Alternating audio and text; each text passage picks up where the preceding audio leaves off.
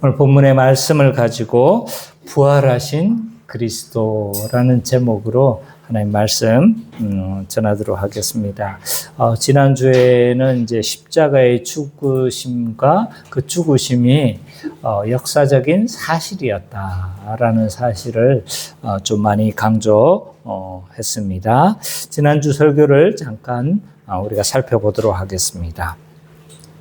27장 27절에서 31절을 보면 이제 예수님은 로마 군병들에게 온갖 모욕과 희롱을 당하고 계시는 장면이 보여집니다. 로마 군병들은 예수님을 굉장히 이제 모욕했죠. 희롱하기 위해서 홍포와 가시관과 또 면류관과 갈대를 손에 쥐어져서 그 모습이 마치 이제 예수님이 마치 왕으로 대접하지 않으면서 왕을 대하듯이 하면서 예수님을 조롱하고 있었다라고 우리가 좀 살펴보았습니다. 그리고 32절과 44절에서는 이제 예수님이 죄인을 대신하여 십자가에 달리는 순간들을 잘 기록하고 있습니다.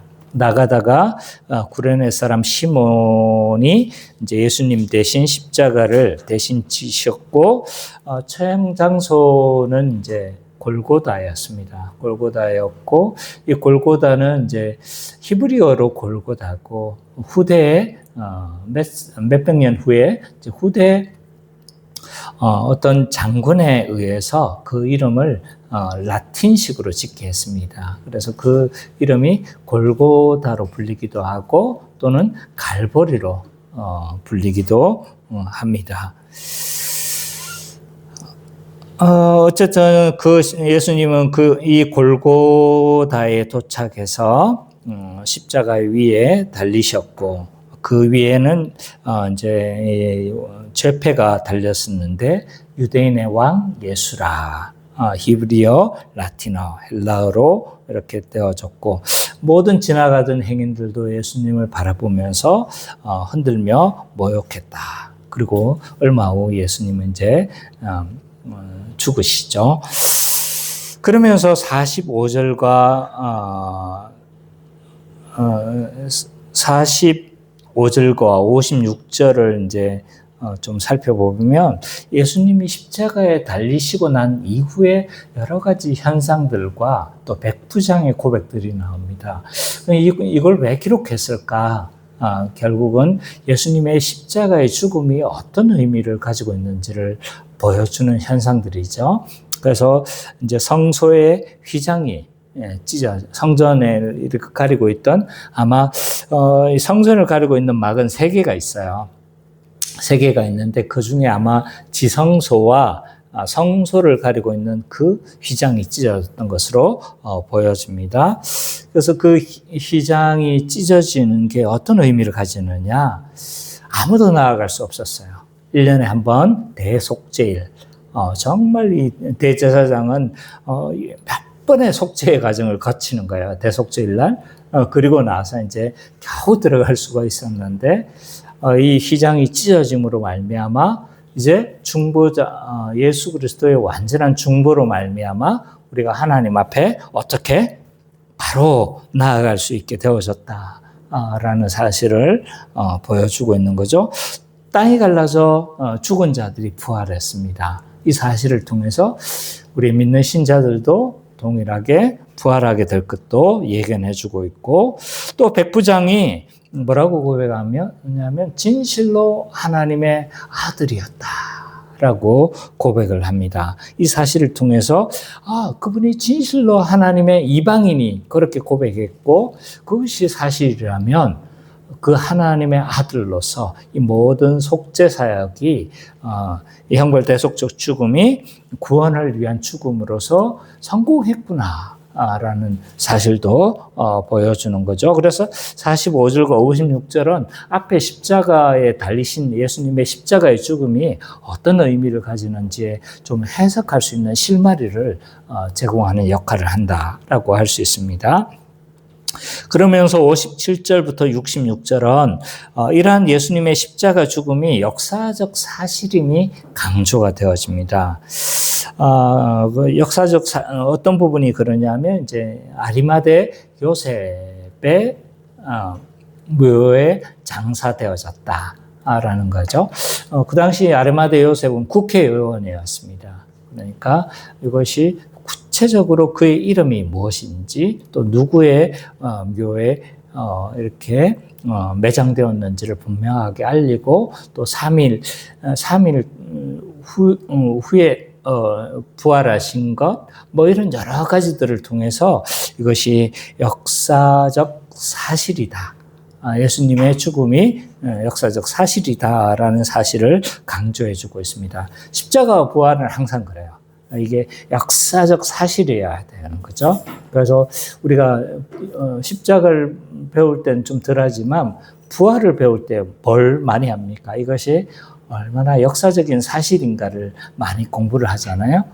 그 사실이어야 그 형벌대속적 죽음이 우리에게 유효하다라고 할 수 있는 거죠. 그래서 27절과 66절은 예수님이 하나님의 아들로서 십자가에 죽으심은 역사적 사실이며 이를 통해 하나님과 화해를 이루고 구원을 이루었다. 라고 저는 한마디로 한 문장으로 정리를 했습니다. 자, 오늘은 예수 그리스도의 부활하심. 어쩌면 우리가 이 부활하심에 대해서는 우리가 잘 배웠잖아요. 그죠? 익숙할 수 있는 본문이지만 그러나 부활에 대해서 우리가 다시 한번 우리의 마음을 새롭게 하고 우리가 믿는 진리에 대해서 다시 한번 좀 확인하는 이런 시간이 되었으면 좋겠습니다. 자, 오늘 본문은 예수님이 십자가에 죽으시고 장사되신 그 예수님이 부활하셨다는 이 소식이 소식에 대해서 다루어지고 있습니다. 먼저 본문을 오늘 본문 안에서도 그렇죠. 두 개로 나누어져 있죠. 그죠? 그래서 1절과 10절은 장사 되신 예수님이 부활하셨다는 소식과 그리고 11절부터 15절까지는 예수님의 부활을 감추려고 하는 자들이 이제 등장하죠. 여기에 대해서 우리가 좀 두 문단을 나누어서 한번 살펴보도록 하겠습니다. 먼저 1절과 10절을 봐보면 장사 되신 예수님이 부활하셨다는 소식이 증거되어지고 있습니다. 먼저 1절과 4절을 봐보면 안식 후 첫날 여인들이 무덤을 찾았다가 예수님의 부활의 첫 목격자가 되어집니다. 예수님의 먼저 좀 매장 과정을 살펴보면요, 예수님이 죽으신 건 이 안식일 직전 금요일 날 오후 3시였던 것 같아요. 우리 시간으로 이제 해보면 오후 3시쯤 십자가에서 죽으셨죠. 그리고 그로부터 좀 어느 정도 지나서 아마 예수님을 매장하게 되어진 건 거의 안식일이 시작되는, 안식일은 우리는 이제 그날 오전부터 하루로 치는 거잖아요. 유대의 하루를 치는 건 다릅니다. 안식일이 토요일 전체가 안식일이 돼야 되는데 그 하루 전날이에요. 그러니까 그날 저녁 6시부터 그 다음날 오후 6시까지. 그리고 그 6시 이후로는 그 다음날로 치는 거예요. 그러니까 하루를 언제부터 치는 거예요? 그 전날 저녁 6시부터 치는 거죠. 그러니까 안식일은 실제로 토요일 날 시작되어지는 것이 아니고 금요일 날 저녁 6시부터 시작해서 토요일 날 오후 6시까지 24시간이 이제 안식일로 되어지는 거죠. 그러니까 예수님이 금요일 날 오후 3시에 죽으셨으니까 아마 이제 장례를 치를 수 있는 여건이 여의치가 않았을 것입니다. 그래서 이제 급히 세마포로만 싸서 이제 아리마대 요셉에다 무덤에다가 그냥 이제 잠시 보관한 정도였죠. 그리고 안식일은 아무 일도 할 수 없으니까 어떻게 되어집니까? 그날은 또 이렇게 넘어간 거죠. 그리고 아마 안식 후 첫날이라는 건 오늘날 주일입니다. 일요일인 거죠. 그래서 주일날 이제 이 안식 후 첫날 여인들이 무덤을 찾아왔다라고 할 수가 있습니다. 뭐 앞에서도 살짝 제가 언급을 했지만 이 여인들이 안식 후 첫날 주일 새벽에 무덤을 찾아온 이유는 이 본문 안에서는 자세히 설명되지 않지만 이유를 이제 여러 병행 본문가 했었을 때 좀 종합해 보면 예수님의 장례가 급했습니다. 거의 안식일 저녁, 안식일이 시작되는 금요일 저녁쯤 이제 했으니까 뭐 일을 할 수가 없는 거잖아요. 그러니까 세마포로 급하게 싸서 이제 동굴로 되어진 그 무덤 안에 잠시 이제 보관해 둔 상태다라고 할 수 있는 거죠. 그래서 예수님의 장례가 안식일 때문에 중단되어졌기 때문에 예수님의 시신을 어떻게 하려고 하는 거예요? 제대로 이제 잘 수습하려고 했던 것 같습니다. 그래서 이 마태복음에서는 여인들이 이 안식 후 첫날 방문한 이유를 1절에 뭐라고 언급하고 있습니까? 무덤을 보려고 라고 방문되어져 있잖아요. 그죠? 근데 마가복음 16장 1절에는 뭐라고 되어져 있냐면 향품을 사서 예수님의 몸에 바르려고 방문했다라고 되어져 있는 거죠. 그러니까 종합해보면 단순히 뭐 이렇게 보러 온 게 아닌 거죠. 와서 예수님의 좀 그 시신에 대한 장례의 절차들이 미비했기 때문에 그것을 마무리하고 잘 향품도 바르고 장례 절차를 온전하게 잘 치르기 위해서 다시 왔다고 할 수가 있습니다. 그래서 이 여인들은요, 예수님의 부활을 전혀 기대도 안 했습니다.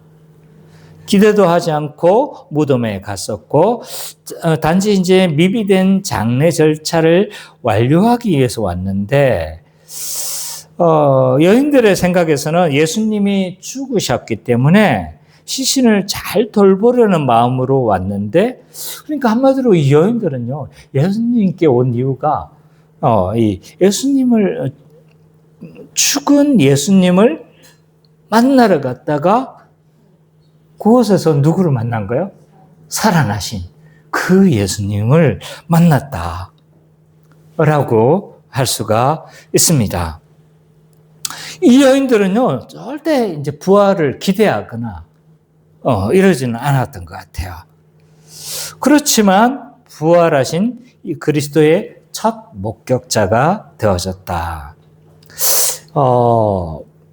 제가 왜 이 여인들이, 부활의 참 목격자가 되어졌다는 사실을 계속 강조하냐면, 그 당시에 만약 이 부활을 제자들이 조작했거나 속이려고 했다거나 아니면 이 부활을 미화하려고 했다면요, 아마 이 여인들을 부활의 목격자로, 첫 목격자로 제시하지 않았을 겁니다. 왜냐하면요, 유대인들에게 있어서 정인들은요, 여인들은 오늘날 시각으로 보면 안 됩니다. 그 당시에 여인들은 뭐가 되지 않습니까? 정인으로서의 역할을 하지 못했습니다. 정인이 안 되는 거예요. 성립이 안 되는 거예요. 오죽하면 숫자에도 뭐 하지 않습니까? 계수가 안 되는 거예요. 그러니까 오늘날로 생각하면 좀 이게 이런 일들이 이제 있어서는 안 되는 일이지만 그 당시에는 그랬던 거죠.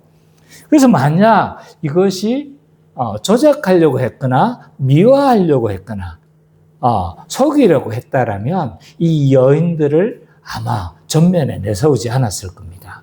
근데도 마태는 누가 부활의 첫 목격자였다라고 말하는 거예요. 이 여인들이 부활의 첫 목격자가 되어졌다라고 이야기를 하는 거죠. 왜냐? 그것이 사실이기 때문입니다. 이것이 역사적으로 일어난 일들이었기 때문에 그대로 기록한 것으로 보여집니다. 어쨌든 여인들이 도착했을 때 큰 지진이 나고 주의 천사들이 나타났습니다. 이 사람들은 돌로 무덤을 닫고 거기다 봉인을 하고 군병들을 지켰죠.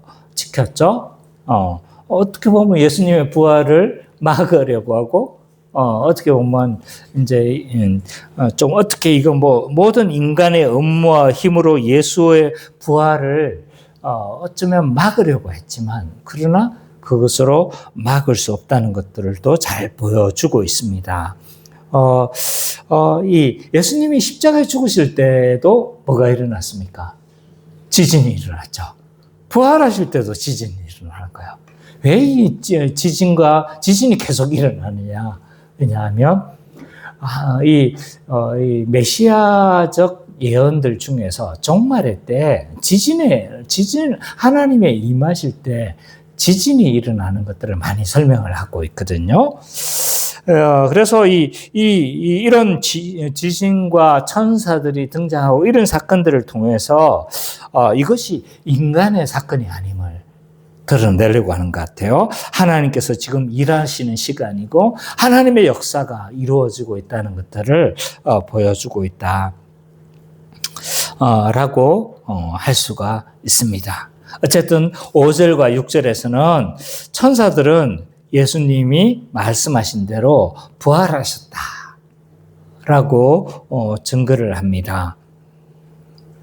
5절에서 천사는 그가 말씀하신 대로 예수님은 살아나셨다라고 말씀하셨습니다. 실제로 예수님은 살아생전에 공생의 기간 동안 자신이 부활하시고 죽으시고 부활하실 것에 대해서 여러 번 예고를 하셨죠. 그죠? 16장에서도 등장하고 계속적으로 예루살렘에 와서도 계속 예고를 하셨고 계속 이야기를 했습니다. 단지 누가 못 믿었던 거예요? 제자들이 못 믿었던 거예요. 제자들이 못 믿고 왜 제자들이 안 믿었을까? 못 믿었을까? 안 믿었던 것 같아요. 못 믿은 게 아니고 받아들이기가 힘들었던 것 같아요. 왜냐하면 메시아는 어떻게 해야 되는 거예요? 완전히 새로운 세상을 만들고 천지개벽을 일으켜야 될 사람이 그들이 이해하는 메시아였거든요. 근데 예수님이 메시아로 생각을 했는데 그가 죽으시고 부활하신다고 하니까 도무지 안 받아들이는 거예요. 안 받아들이고 그랬던 거죠. 그러나 천사들은 제자들에게 말씀하셨던 대로 그대로 성취되어졌다라고 선포를 합니다. 그리고 천사는 그 누우셨던 곳을 보라 라고 하면서 이 부활이 역사적이며 실제적인 부활임을 확인시켜 줍니다. 그리고 7절과 10절에서는요, 부활하신 그 예수님이 갈릴리에 먼저 가서 기다릴 것을 말씀하세요. 근데 이게 두 번이나 강조가 되고 있어요. 그죠? 7절에도 있고 10절에도 있죠. 그죠? 그래서 왜 이 갈릴리에 먼저 가서 기다릴 것에 대해서 계속 앞에서도 또 언급이 계속되고 있거든요. 왜 갈릴리에서 만나는 것이 이렇게 중요한가? 사실 예루살렘에서 볼 수도 있잖아요. 그죠? 예루살렘에서 내 부활할 거니까 만나기 쉬운 저 갈릴리까지 가려면 그래도 좀 한참 가야 되잖아요. 그죠? 근데 왜 굳이 갈릴리로 가서 기다리라고 살아생전에도 말씀하셨고, 그리고 계속적으로 지금 언급이 되고 있다. 왜 그랬을까? 왜 반복하면서 갈릴리로 가라는 것이 반복되어졌을까? 몇 가지 좀 이유를 추론해 본다라면, 예수님께서 갈릴리로 다시 부르시는 이유는 이 갈릴리에서 제자들을 다시 불러서 회복의 장소로 삼으신다. 라고 할 수가 있습니다. 예수님은 갈릴리에서 제자들을 부르셨고 갈릴리에서 사역을 시작하셨습니다. 근데 십자가 사건에서 제자들은 뿔뿔이 다 흩어졌죠. 심지어 수제자라고 불렸던 베드로는 예수님을 3번이나 저주하면서 부인했고, 또 이 요한복음에서는 제자들이 그냥 도망간 게 아닌 거예요. 너무 급해가지고 벌거벗고 도망갔다고 기록이 되어져 있습니다. 그러니까 얼마나 완전히 예수님을 그냥 부인한 게 아닌 거예요. 정말 좀 추한 모습으로 어떻게 보면 부인하게 되어진 거죠. 그래서 예수님이 부활하셨다 할지라도 제자들에겐 사실 예수님 앞에 설 면목들이 잘 없었을 겁니다. 그렇기 때문에 이 부활하신 그 예수님이 다시 갈릴리로 오라고 하시는 것은 이 제자들을 다시 불러서 그들 가운데서 회복의 장소로 삼으시려고 했다라고 말을 할 수가 있습니다. 뿐만 아니라 예수님이 이 갈릴리로 다시 부르신 이유는 그곳에서 다시 새로운 시작을 하고 새로운 사명을 맡기시는 장소로 삼으시려고 했다라고 추정해 볼 수가 있습니다. 왜냐하면 이 갈릴리는 예수님이 처음 사역을 시작한 곳이잖아요. 그죠? 그러니까 회복의 장소로도 의미가 있지만 다시 시작으로서의 의미의 장소도 있습니다. 그래서 예수님은 갈릴리에서 이들을 부르시고 다시 사명을 맡기시고 하시는 그런 의도를 가지고 있다고 할 수가 있습니다. 그래서 다시 불러서 그들을 모든 민족으로 제자를 삼아라 라고 하시는 이런 새로운 사명들을 부여하고 계신다라고 말을 할 수 있는 거죠. 근데 이제 10절과 15절을 보면 어떤 무리들은 예수님의 부활 소식을 감추려고 노력을 합니다. 11절을 보면 이 무덤을 지키던 경비병들이 자신들은 부활을 목격한 것 같아요. 근데 이 목격한 사실을 누구에게 알립니까? 제사장들에게 알려줍니다. 그래서 유대 지도자들도 지금 무슨 일이 일어나는지 알고 있습니다. 그러나 전혀 다른 반응을 보이고 있죠. 여인들은 부활을 목격하고 기뻐하고 예수님을 만난 것을 증언하러 갔습니다. 근데 대제사장들은 같은 소식을 들은 거예요. 메시아가 부활했다는 소식을 들었지만 그들은 인정하지 않습니다. 오히려 추악한 모습으로 돈을 써서 이것이 사실이 아니라고 조장하려고 했죠. 은폐하려고 했습니다. 그럼 어떤 방식으로 예수님의 부활을 은폐하려고 했는가? 아마 그들이, 그러니까 군병들이죠. 군병들이 자고 있는 동안에 제자들이 예수님의 시신을 도적질해가지고 부활했다라고 그렇게 속였다라고 그렇게 유포하라고 이야기를 하는 거죠. 이런 대제사장의 제안은요, 한편으로는 이 군병들에게 있어서는 굉장히 용납할 수 없는 사실입니다. 왜냐하면 군인들이 16명을 보초를 서거든요. 기본 16명이 보초를 서는데 만약 보초를 서다가 졸게 되어지면 로마 군법에 의하면 사형입니다.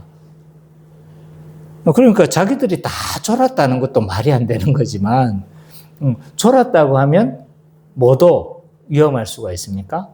자신들의 목숨들도 위험할 수가 있는 거죠.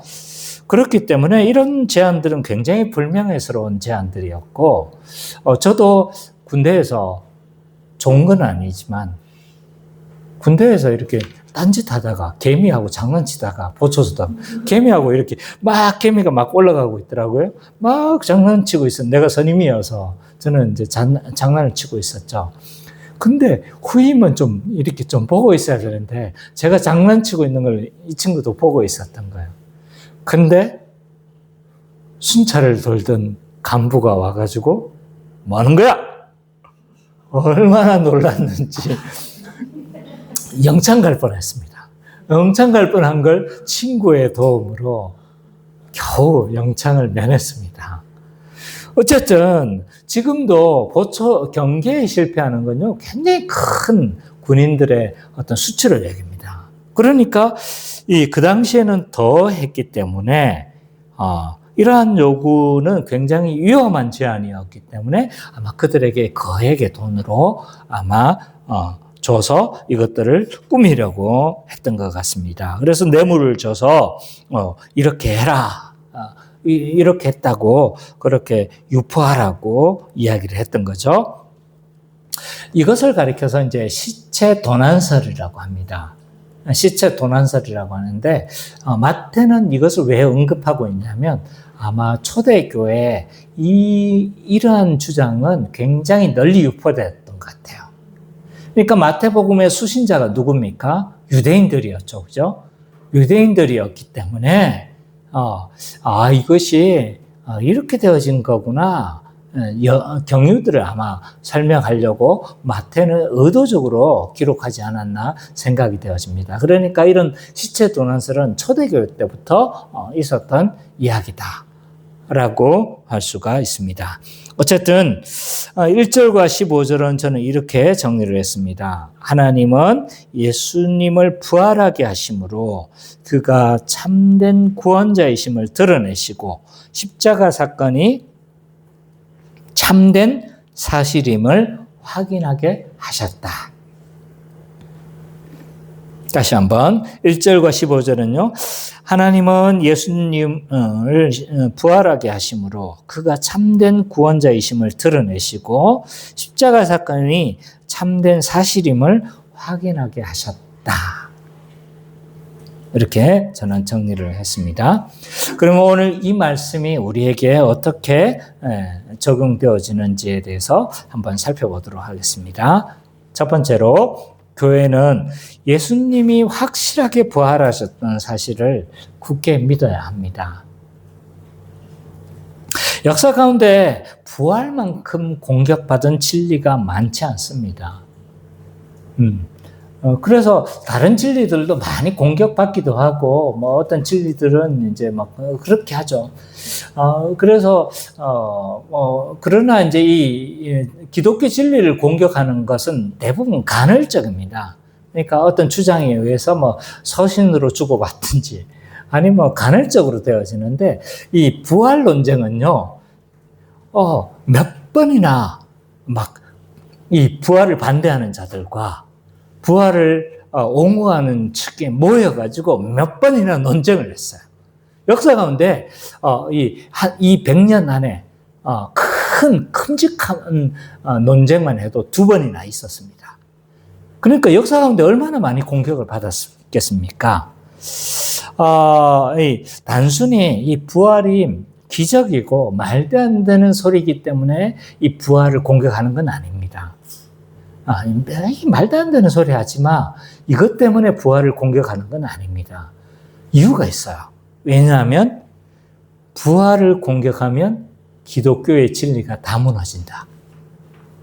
부활을 온전히 논증하기만 한다면, 무너뜨리기만 한다면 기독교의 진리는 다 무너질 수 있기 때문에, 그러니까 이 기독교를 싫어하고 기독교를 공격하고 싶어하는 지식인들은요, 십자가를 공격하지 않습니다. 십자가는 너무나 증거가 많아요. 증거가 많고 문헌이 많습니다. 그러나 이 부활에 대해서 공격을 하는 거죠. 그래서 십자가와 부활 어느 것 중에 하나가 무너지면 이게 기독교는 무너지는데, 그런데 이제 공격하기 가장 쉽지는 않죠.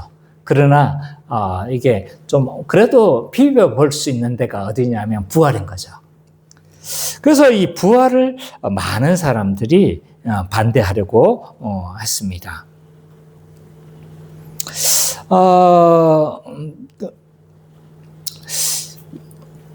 이제 그 예수님의 부활을 반대하기 위한 주장들은 많이 있어요. 그러나 이제 대표적인 몇 가지를 살펴보면 한 네 가지로 압축이 되어집니다. 하나는 뭐냐면 시체 도난설이야. 마태복음에도 등장하죠, 그렇죠? 오늘 마태복음에서 등장하는데 이 마태복음에서도 등장했다는 건 뭐예요? 초대 교회 때부터 떠돌던 주장이다. 왜 이 주장이 되어지냐? 그나마 부활을 주장하는, 반대하는 주장 중에서 그나마 가장 좀 그럴듯한 이야기거든요. 나머지는 이게 좀 약간 좀 뭐라고 해야 될까요? 너무 주장하기가 궁색해요. 그나마 좀 비벼볼 수 있는 게 이 시체 도난설이기 때문에 이 시체 도난설이 초대교회 때부터 계속적으로 등장했다라고 할 수 있습니다. 한마디로 말해서 시체 도난설은 그거죠. 제자들이 몰래 찾아와서 예수님의 시신을 도둑질했고 부활했다라고 소문을 터뜨렸기 때문에 예수님이 부활한 것으로 사람들이 다 알고 있다라는 주장이죠. 또 다른 주장은 환상설입니다. 부활을 반대하기 위한 주장 중에 이제 대표적인 것 중에 하나는 환상설입니다. 그러니까 이 환상설은 뭐냐면 예수님을 제자들이 사랑했잖아요. 너무 사랑하다 보니까 예수님이 죽고 난 이후에 너무 보고 싶었던 거죠. 그래서 너무 보고 싶은 열망 때문에 집단적으로 환상을 본 거다. 여러분 생각해도 궁색하죠, 그죠? 그 다음에 이제 또 다른 주장 중에 하나는 기절설입니다. 기절설.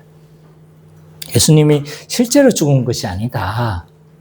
잠시 기절했고 의식을 잃었다가 뭐가 서늘해서 깨어보니까 뭔 거예요 지금? 죽었다 깨어난 거죠. 그리고 억지로 문을 열고 막 나와가지고 군병들 몰래 나와가지고 뭡니까?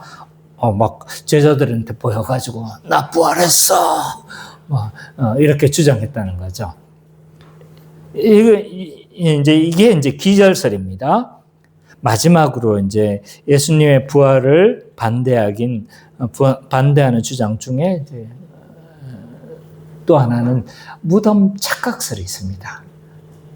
제자들이 그리고 여인들이 뭘 착각했다는 거야?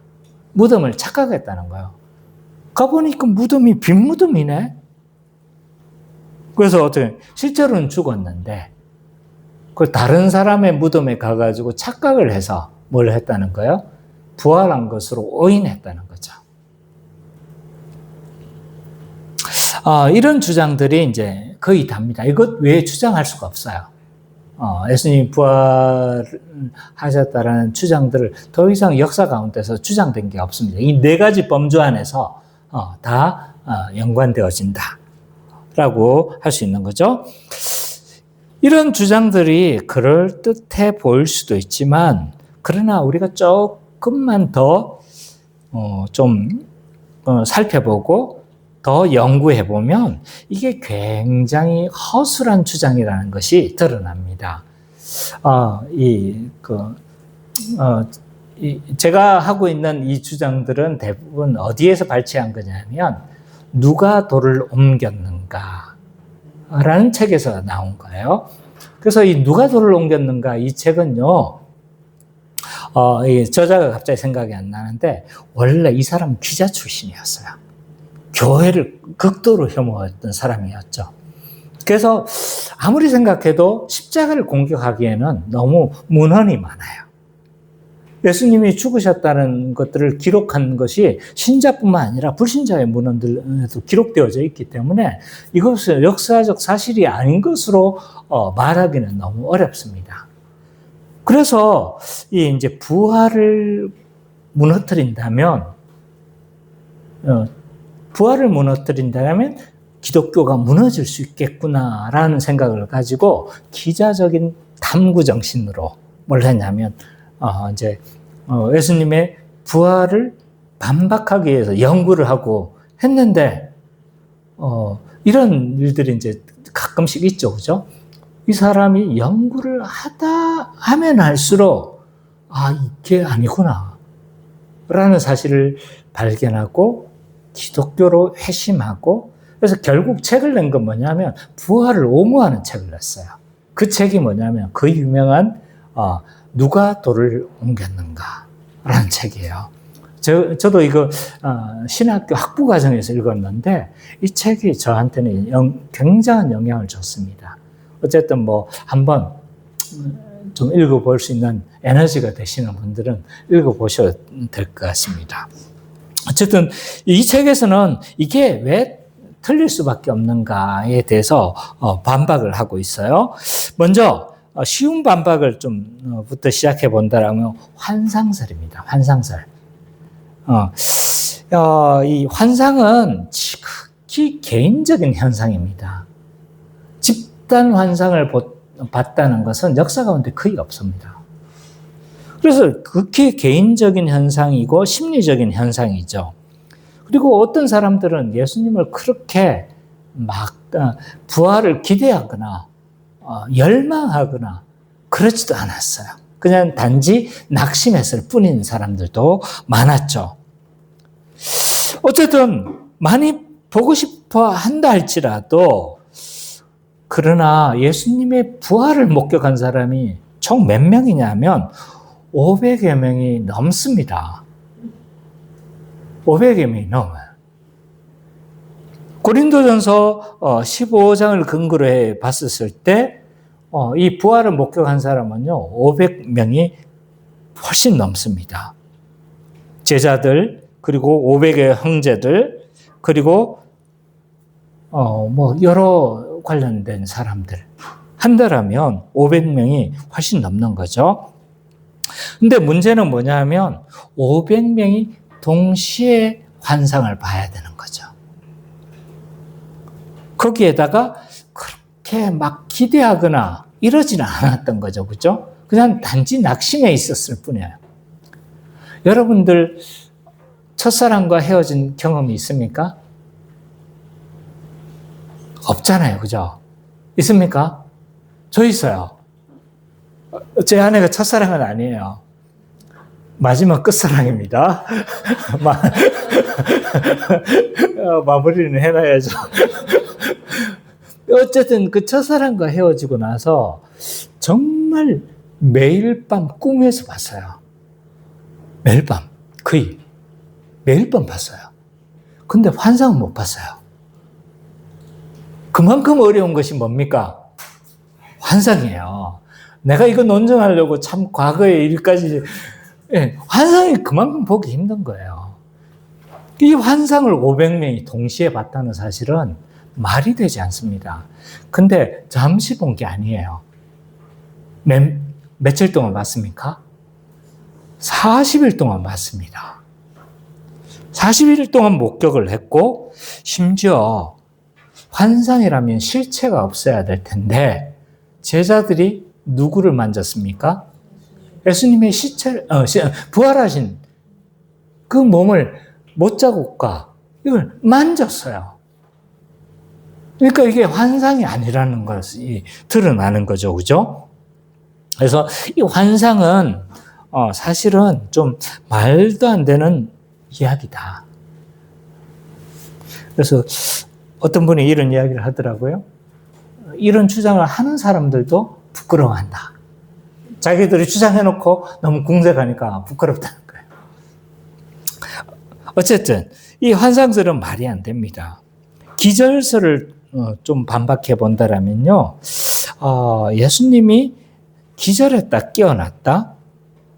근데 이게 굉장히 어려운 이유가 뭐냐면, 로마 군병들은요, 이 일종의 뭐라고 해야 될까요? 사형 집행 전문가들이에요. 한두 번 죽음을 목격한 사람들이 아닙니다. 전장에서 죽은 채 한 사람들 얼마나 많이 봤겠습니까? 그리고 죽지 않은 사람들을 얼마나 많이 봤겠습니까? 삶과 죽음에 능숙한 자들이다.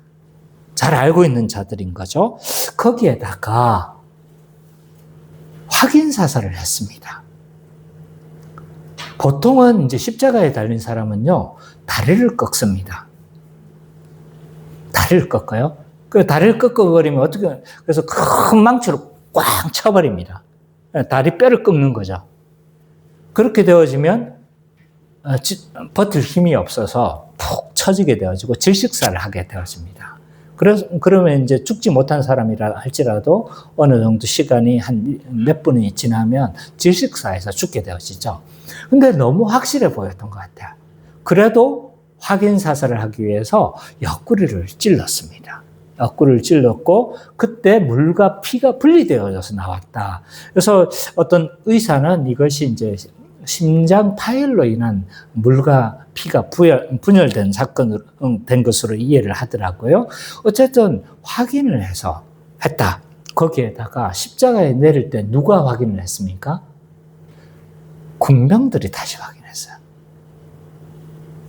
다시 확인을 했고, 그리고 의식을 결국 차려가지고, 이 정도의 상태였을 거예요. 그죠? 그렇지 않겠습니까? 갑자기 팍 일어나가지고, 팍 강시처럼 그렇게 걷지는 않았을 거 아닙니까? 아이고, 막 이러고 일어났을 거예요. 그 상태에서 문을, 이게 몇백 킬로 되는 거거든요. 몇 사람이 굴려야 되는, 이렇게 바퀴 형태로 되어진 이 문을 연다는 건 거의 불가능합니다. 그리고 군병들 몰래 나온다?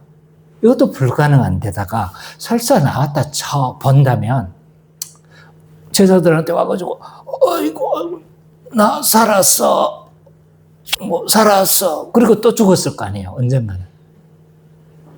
그 예수님을 경배할 수 있을까요? 나는 저 같으면 그럴 것 같아요. 오히려 예수님이 진짜 사람이었다라면 소크라테스처럼 장렬하게 죽었던 것이 오히려 더 존중을 받았을 거라고 저는 생각을 해요. 살아나가지고 막 겨우 살아나가지고 부끄러워서 저 어디 다른 데로 이건 이제 무덤 기절설은요 보통 뭐와 연관하냐면 망명설과 연관하거든요. 부끄러워서 살지 못하니까 어디로 망명하는 겁니까? 영국으로 갔다, 또 인도로 갔다 이런 주장들이 있는데 이걸 제자들이 알았을 텐데 그 예수님을 과연 경배의 대상으로 삼을 수 있었을까요? 저는 오히려 차라리 이런 불경스러운 이야기지만 예수님이 진짜 사람이었다라면 죽었던 모습이 오히려 더 장렬했다. 사람이었다면.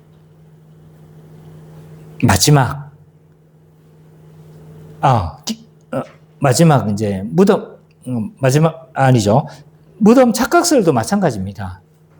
아리마대 요셉의 무덤에 장사되었다고 기록이 되어졌는데 다른 사람은 착각해도 누구는 착각을 할 수 없습니까?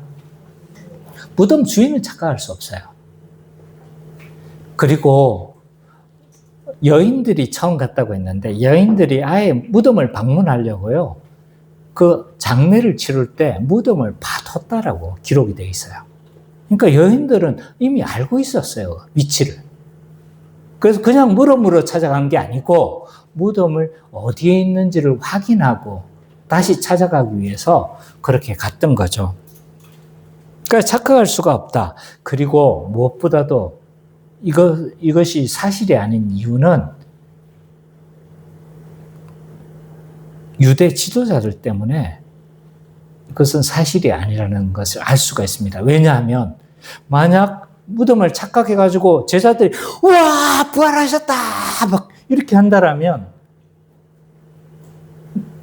유대 지도자들은 어떻게 합니까? 지금 그 군병들이 지키고 있었을 거 아니에요, 그죠? 야야 일로 와봐라, 일로 와봐라, 일로 와봐라. 여기 시체 있지? 시체 있지? 그것만 보여주면 끝나는 겁니다. 근데 그렇게 하지 않았어요. 부활했다는 거죠. 빈 무덤이 강력한 부활의 증거입니다. 마지막으로 이제 가장 그럴듯한 게 시체 도난설인데, 이게 그럴 수가 없습니다. 임봉되어져 있는 상태고, 임봉이 되어졌다고 했잖아요. 그러니까 닫혀 있었다는 거예요. 근데 그 닫혀 있는 순간에 제자들이 열 수 있는가? 그걸 몇 명이 힘써가지고 열어야 되는 걸, 그 앞에 군병들이 16명이 지키고 있는데, 그걸 뚫고 시체를 훔칠 수 있는가? 또 16명이 잠자고 있었다는 것도 말도 안 됩니다. 이게 얼마나 그 당시에 경계에 실패하는 것이 큰 죄인데 16명이 동시에 잔다는 건 말도 안 되는 소리다. 그리고 제일 이것이 신빙성이 없는 이유는 제자들의 행적과 제자들을 보면 알 수가 있어요. 이걸 누군가가 훔치려면 누구의 의지입니까? 제자들의 의지잖아요. 그러면 제자들 한번 생각해 보세요. 제자들 그 십자가에 죽으시고 난 이후에 이럴 의지가 있었습니까? 다 고향으로 내려갔잖아요.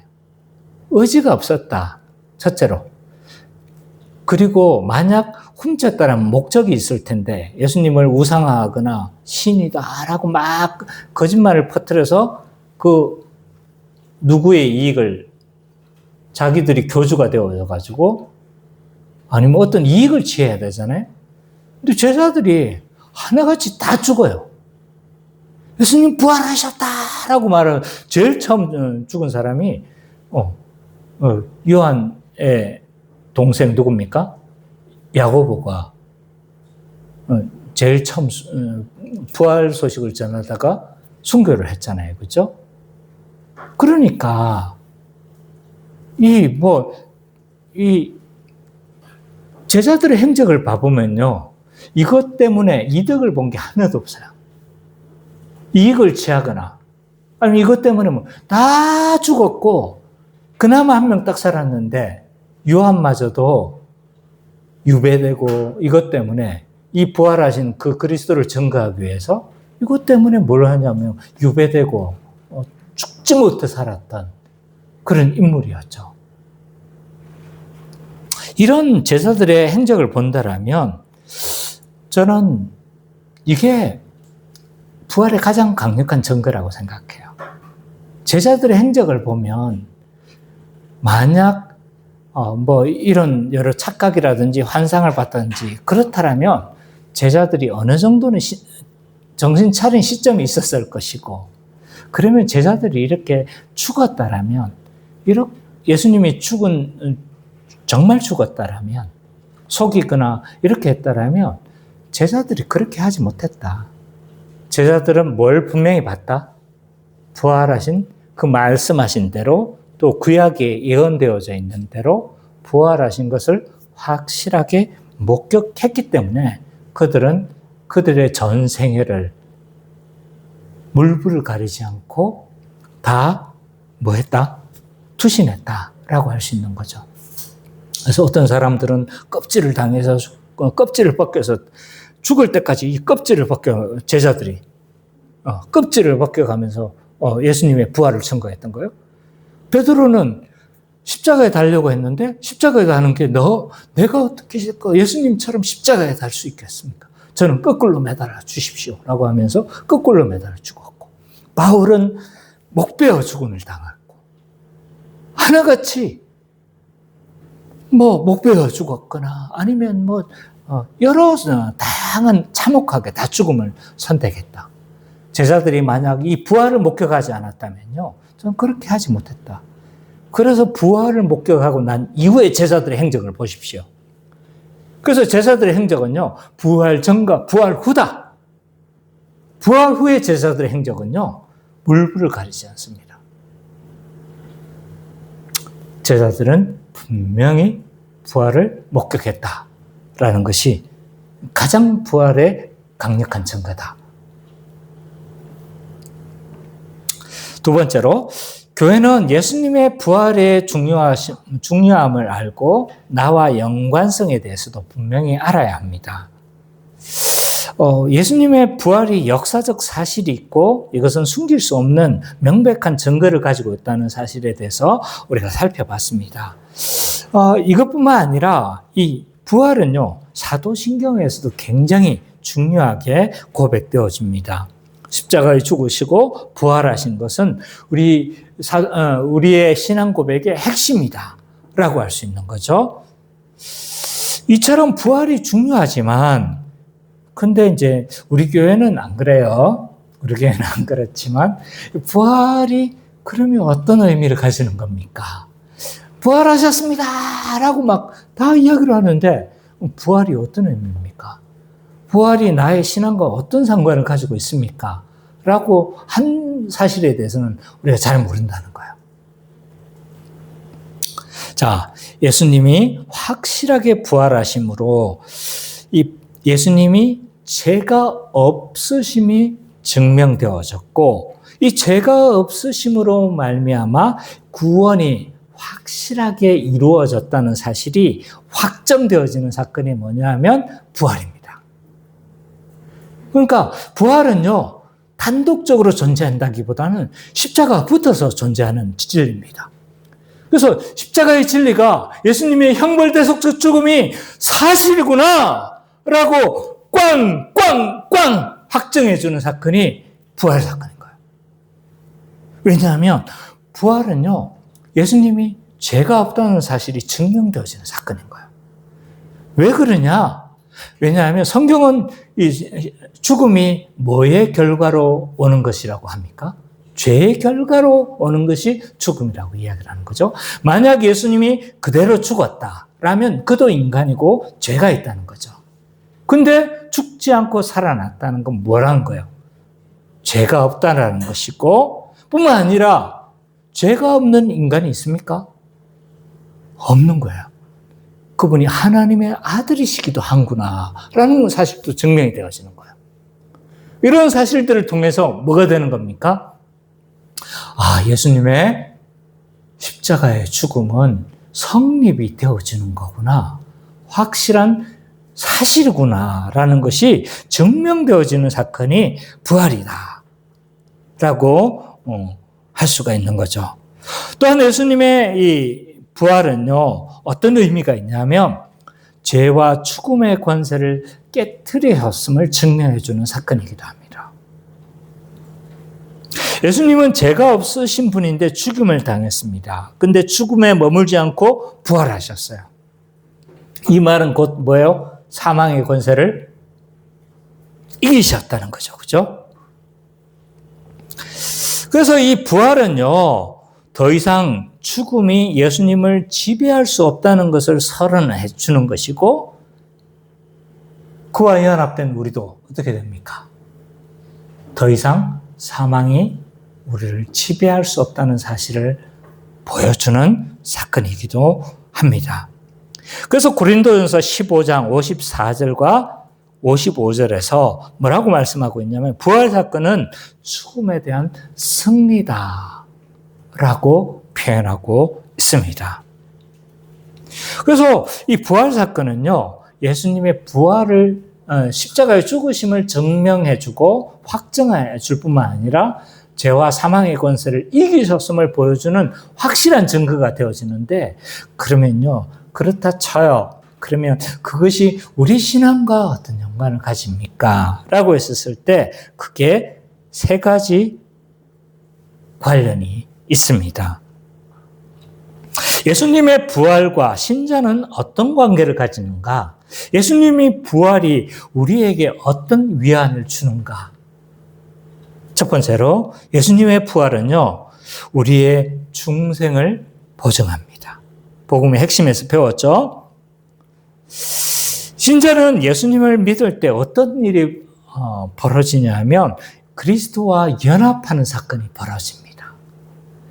근데 예수님이 부활하심으로 부활 생명을 가진 거죠. 죄의 사망의 권세를 이겨버린 거죠. 우리가 그와 연합되면 어떤 일이 벌어집니까? 부활 생명이 우리에게 주어집니다. 그러므로 이 중생으로 우리가 영이 살아나고 살아난 존재가 되는 거잖아요. 살아난 것은 엄밀하게 말하면 그 생명은 어디에서 나오는 거냐면 부활 생명에서 나온 거예요. 부활로 말미암아 일어나는 일들입니다. 부활이 원천인 거죠. 그래서 중생의 원천은 부활에서 나온다 라고 할 수 있습니다. 그래서 우리의 중생을 보증해 주는 거죠. 그래서 신자가 살아나서 하나님께 반응할 수 있게 된 것은 예수 그리스도의 부활 생명을 우리가 받았기 때문에 일어나는 일들입니다. 로마서 6장 4절에 보면 이렇게 말씀하고 있습니다. 그러므로 우리가 그의 죽으심과 합하여 세례를 받음으로 그와 함께 장사되었나니 이는 아버지의 영광으로 말미암아 그리스도를 죽은 자 가운데 살리신과 같이 우리를 또한 새 생명 가운데 행하게 하려 하심이라 라고 말씀하고 있는 거예요. 두 번째, 우리의 부활은요, 우리에게 어떤 위안을 주냐 하면 우리의 의롭다 하심을 보증합니다. 마찬가지 원리입니다. 예수 그리스도는 죄가 없으시고 의로우신 분이라는 것이 확증되어졌잖아요. 그죠? 그래서 신학자들은 예수님의 부활 사건을 예수님의 칭의 사건이다 라고 표현하기도 합니다. 어쨌든 예수님과 연합된 우리는요, 이제 그의 의롭다 하심이 우리에게 뭐가 되어집니까? 전가되어진다 라고 할 수 있는 거죠. 그래서 그의 부활하심으로 구속사역이 성취되어졌고 형벌 대속적 죽음을 죽으시고 죄의 모든 형벌을 치르셨고 또한 그가 모든 생애 가운데 성취하신 모든 의들을 우리에게 주심으로 말미암아 그는 죄가 없을 뿐만 아니라 그 의가 우리에게 전가되어지므로 우리의 의롭다 하심도 보증되어진다. 마지막으로 예수님의 부활은요, 우리 신자의 육체적 부활도 보증해 준다 라고 할 수가 있습니다. 예수님의 부활은요, 우리의 부활의 첫 열매가 되십니다. 성경에 많이 언급하고 있습니다. 그래서 예수님의 부활은요, 우리의 부활을 예시해 주는 역할을 합니다. 예수님이 첫 열매로 거두어지신 거예요. 첫 열매가 거두어졌다라면 곳곳에서 다른 열매들도 맺어진다는 것 알 수가 있죠. 그와 연합된 우리도 또한 동일하게 그와 함께 부활체를 입게 되어질 것이고 그와 같은 영광스러운 몸을 입는다는 사실을 우리는 믿어야 합니다. 이처럼 예수님의 부활이 역사적인 사실임을 알아서 십자가의 구원이 사실임을 확신하며 살아가고 이것이 우리 신자에게 우리에게 어떤 위안이 있다는 사실을 굳게 믿어 살아가는 우리 기쁨의 교회 모든 성도님 되시기를 간절히 축원합니다.